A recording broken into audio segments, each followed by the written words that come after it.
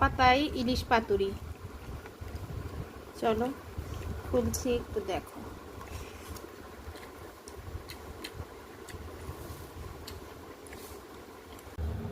তোমরা আজকে কি রান্না করছো? আজকে এই ইলিশ মাছ দিয়ে এই যে পাতুরি করব।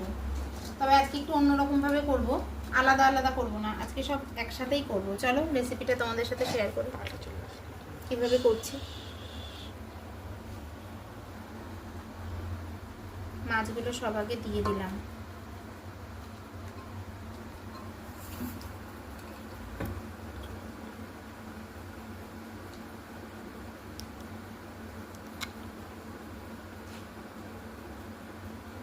এবার এর ভেতরে লবণ দিয়ে দেবো। আমি একটু বেশি করে দিয়ে দিলাম, কেননা আর তো লবণ দেবো না। এবার আমি এর মধ্যে হলুদ দিয়ে দিলাম। এটা ভালোভাবে মিক্স করে দেবো, আমি সব মশলাগুলোকে মাখিয়ে নিই। এবার এর মধ্যে একটু অল্প করে আমি লঙ্কার গুঁড়ো দিয়ে দিলাম। দেওয়া হয়ে গেছে। এবার এর মধ্যে আমি এই সর্ষে বাটাটা দিয়ে দেবো।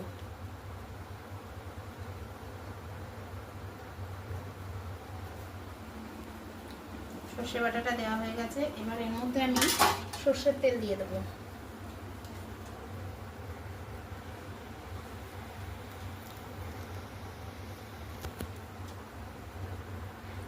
সর্ষের তেল দেওয়া হয়ে গেছে। এবার এটা আমি ভালোভাবে একটুখানি মিক্স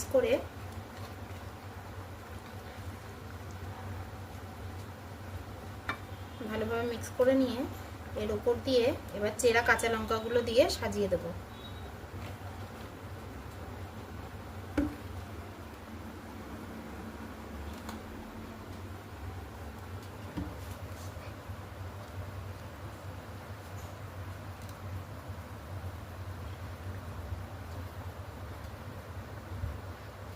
এবার আমি এর উপর দিয়ে আবার একটা কলাপাতা দিয়ে ঢেকে দেব। দিয়ে এবার আমি গ্যাসের ওভেনে বসিয়ে দেব।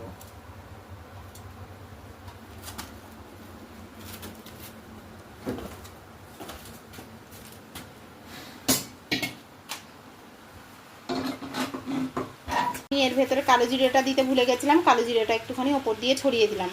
কালো জিরে দেওয়া হয়ে গেছে। এবার আমি ভালোভাবে এটা কলা পাতা দিয়ে ঢেকে দিয়ে আমি ঢাকনা দিয়ে দেবো। একদম লবণটা কিন্তু পারফেক্ট হয়েছে, পুরোপুরি রেডি হয়ে গেছে। এবার এর ওপর দিয়ে একটু সর্ষের তেল ছড়িয়ে দিয়ে নামিয়ে নেব।